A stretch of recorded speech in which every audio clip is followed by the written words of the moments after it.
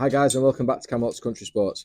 In this episode we're down at Camelots Airgun Range again, reviewing a classic air rifle. These rifles are still in production, but I don't think they make very much of them anymore. I think that the guy that makes them now is kind of semi-retired and is only doing services and other bits and bobs. But I do think he probably does still make the odd rifle there and every now and again. Sorry. This was not this particular one, but this make of rifle was one of the rifles I actually got for my 21st birthday, and the likes of Terry Doe and other people used them back in the day, and they're still great today. So let's get it on the table and see what it is. So today's rifle on the bench is the Ripley Rifles AR5s.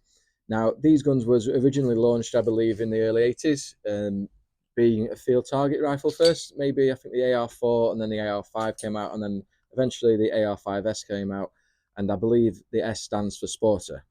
Correct me if I'm wrong on that, guys. These guns are absolutely great. This model of gun I got for my 21st birthday off my late granddad, and I still have it. We'll probably get on the bench one day. That's the 19-inch action. This is a 17-inch action, so this is obviously the 17-inch barrel, and I believe they also do a 15-inch barrel as well. Now, Steve, bless him, he's not changed the design of these rifles since the early 80s. They are solid made gun. They're a big workhorse, and they're never going to let you down, being handmade. Everything you see on this rifle is handmade, right from the action block to the muzzle weight and the silencer and everything. So we'll start at the end and then we'll work his way back. So on the end you have your muzzle weight here, you have your silencer, which is handmade as well, and as I like on the XL9, the silencer actually threads into the muzzle weight, not the other way around. You don't screw the silencer onto the barrel, you screw the silencer onto the muzzle weight. So that's a male to female. Its fill port is on the end, which is here again, and that's just your standard Foster connector. Now there's no fill gauge on these, so you do have to be a bit wary of how many shots you get, but it obviously snaps onto there, you give it a 200 bar fill, and then you're ready to go. Now it does say you can fill these up to 300 bar, but I've never done that. I wouldn't want to do that either. Obviously 200 bar is enough for me, and you do get a lot of shots out of this one. I'm getting about probably 70 to 80 consistent shots out of this at about 11.5 foot-pound. These guns are fully regulated. The 12 foot-pound versions are regulated with Steve's own Ripley's regulator. The FAC model of these, which you might have seen the likes of Terry Doe and Fred Carter shooting these back in the day on Total Airgun Hunting, and Fred Carter's videos, I can't remember what his were called, but he shot them at 50 foot-pounds and 30 foot-pounds. So them guns are actually fitted with something called a knock open valve and not a regulator. And that basically also, you can adjust the power by going in and out at the back. So you can do this on a 12 foot-pound version, but obviously it doesn't go over 12 foot-pounds. You're just adjusting the power to the pellet. So it's a bit of like an old-fashioned FX where you can kind of tune the power of the gun to the pellet. This is a single-shot rifle as well. It's a bolt cocking bolt. So it's the old bolt there. You pull it back and push it forward, and that's cocked and loaded and ready to go. There's no safety catch fitted on these guns, so you do have to be careful of what you're doing. The trigger is a Sporter two-stage trigger on this one, and this is, like I said before, which is Steve's own make, and it has been for quite a while. It's got an 11mm dovetail mount, so there's no Picatinny option on this, but obviously you can fit a lot of different mounts. There's different scopes to that, and there's different size of mounts as well. Now, when you buy these from Steve over at Ripley Rifles, you actually only buy the action, as I said before. Now, this is the black anodized version. They used to come in a black gloss, and they also come in a polished sheen, which is a bit like a chrome version. Now, we do have one of them as well, which I will be showing you in the coming videos. And I'll try and also dig out the my own my AR5S, which is a 19-inch action, just to give you a bit of a comparison, because this rifle is 2.2 and the one I've got is in 1.77. So once you've actually bought this from Steve, you have to go to someone like Warren Edwards or Custom Stocks of Sheffield and buy yourself a stock. This one was from Custom Stocks of Sheffield. It was actually, believe it or not, made for a Ripley Elite, which was not really a Ripley. It was just branded as a Ripley name. It was just a production rifle, I believe, that someone else put into production. Steve had nothing to do with it apart from the name, I believe, on that. So yep, you go and get yourself a nice stock from one of them, and then you fit your stock, and then you've got your complete Ripley rifle. The other thing I want to mention about Ripley rifles is Steve will actually engrave these with different things, like my XL9 was specifically engraved for me and custom, so he'll do that for you, which is pretty nice. They also do different lettering. So this is the block lettering. They do a scroll lettering, and they do, I think it's another different range of block. But my XL9 in the previous video, the Ripley rifle, was scroll, and this one is block. So I'm going to give the old girl a go, and we're going to put 3 different pellets through out at 30 yards, and we'll see how she gets on the range, and compares to obviously some different rifles. But I do know she's an accurate rifle because I've actually hunted with her quite a while, and she's featured in one of my pigeon shooting videos a couple of years back now, I believe. If you scroll back again and look at that, and you can see her in action out in the field. But yeah, let's get into it.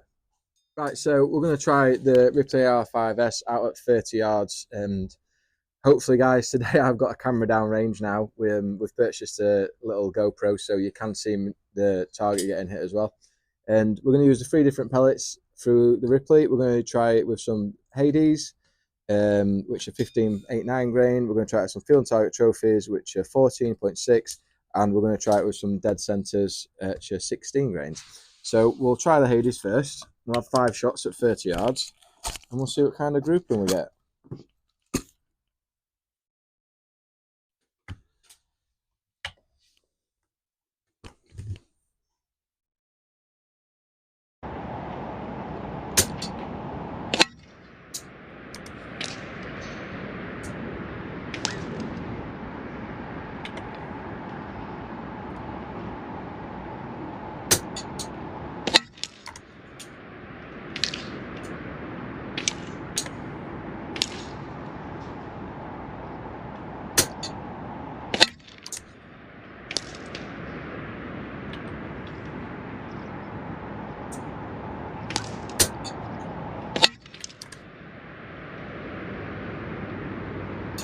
If I'm seeing this right through this scope, you're not going to believe me that I've put 5 shots in this hole.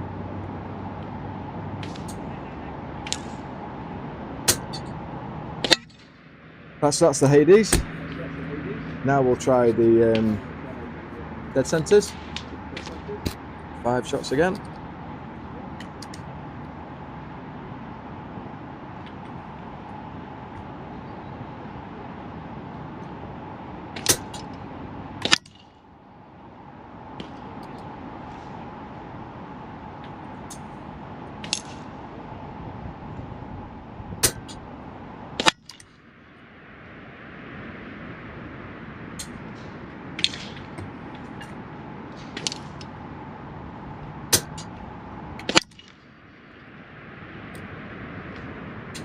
Just another thing that Ripley Rifles actually did, a bit about the history. I think that back in the day they set up with Deben, I think it was called, and Steve put them into production through them, started making them through them.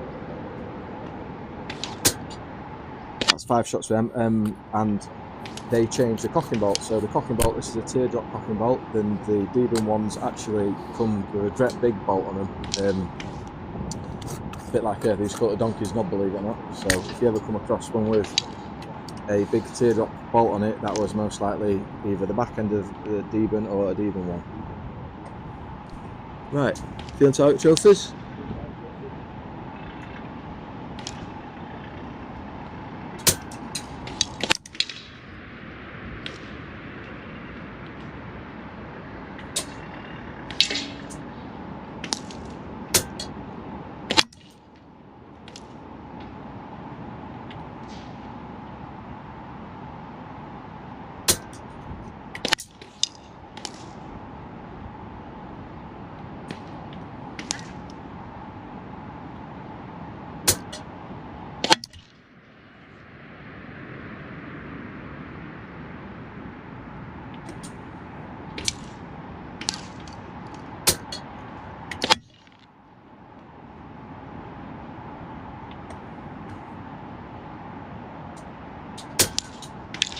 Right, so that's 5 shots with all 3 pellets. Now we'll get the card in and see the results.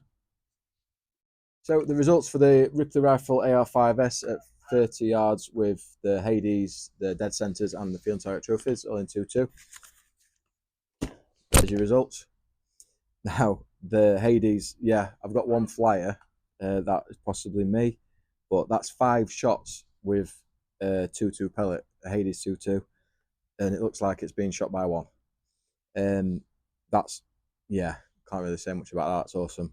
And the dead centers, they're a little bit opened up a little bit, and the field and target trophies are all over the place.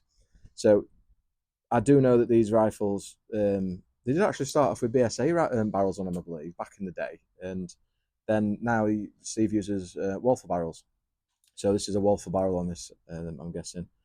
But yeah, you can't complain about them Hades at that range, and you probably get the same maybe at 40 and even 50. So I will push it out on another review one day. We'll get a couple of the different Ripleys down and see if the members will lend. You know, one of the members will lend us as well, and we'll try and get some different different results. There is another Ripley. Oh, there's two other Ripleys actually that I've not done a review on as well. The one being the XL25, which is a 25 shot action. It's got a bit like the XL9 with a rotary magazine, but it's got 2 inline feeds. I'll try and get hold of one of them to review because I do know a friend of mine's got one of them. And there's also something called an XL1. Now the XL1 is a lot like the AR5s. It's a single shot one, but the action's a bit bigger. And I've never seen an XL1. I've seen pictures of them, but I've never seen them. So if I can get hold of one of them as well, you know, that'd be great, and we'll try and do a review on that. But marks out of 10 for this gun. I'm not going to lie, I love a Ripley. Always have done. I've hunted with a Ripley's for quite a long time. Other than a Phoebe Rapid, it's probably my go-to rifle.